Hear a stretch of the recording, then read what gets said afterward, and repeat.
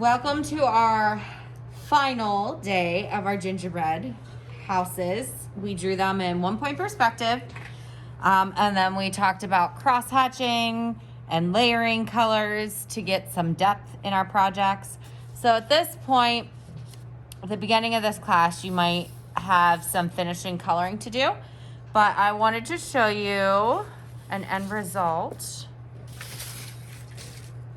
of the project with the glitter. So I only pull glitter out for a few weeks a year. Those weeks fall between Thanksgiving and Christmas. After that, you probably won't be using glitter in the art room a whole bunch because it gets everywhere. And I know I'm not alone in that sentiment. So you're going to be painting your white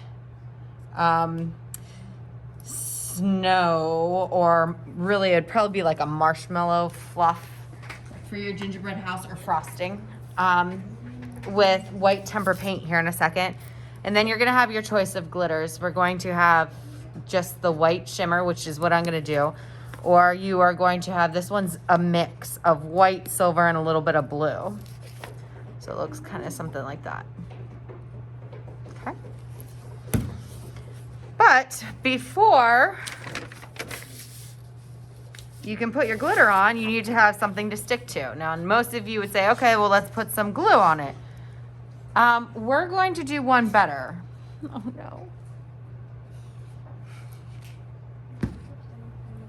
Thank you. How'd you know that's what I was looking for? All right, so each table is going to get a container of just white tempera paint, and everybody has a Q-tip.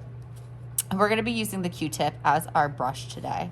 And we are going to, where your frosting would be, where your, you can call it frosting or marshmallow. I'm just quickly, like, I'm not being super particular about this, putting some of this on here, because the trick is for the paint, for this to work, the paint needs to be wet, right? So I'm putting some here and up here. And where my mounds of snow are, notice I'm like twirling my Q-tip because I'm getting like a glob on there, and it starts to fray. Do you see that little point? So you gotta be careful not to get this everywhere. I'm not going to paint all my snow or land in. If it gets too yucky, you have another side of your Q-tip to use. So just be careful you're not getting it all over yourself, because the one side of your Q-tip would already have paint on it if you flip it over, right?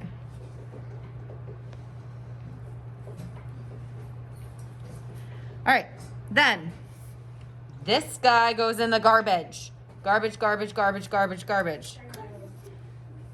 Bing. You're going to walk this over to one of the boxes that Mr. Shirtle has prepared for you at the clay table. And this is going to go inside the box, like so. All right. Then you are going to pick your glitter.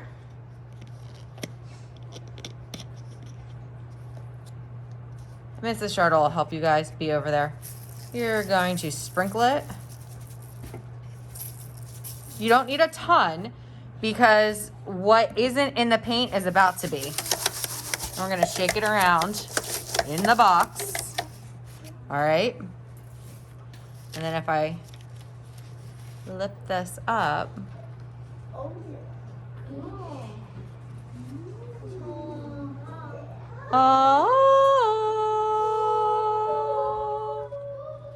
okay, so it is a quick process of putting your paint on, putting your glitter on. When you're done glittering, you're once again going to stick this on the scratch paper, because these pages would fall through the drying rack. On the scratch paper, carry that to the drying rack, and then go back to your seat. If you have extra time, you will have the remainder of time to have a free art class, okay, before we move on to something next week. I'm gonna leave that right there. Whoop. And that's it, guys.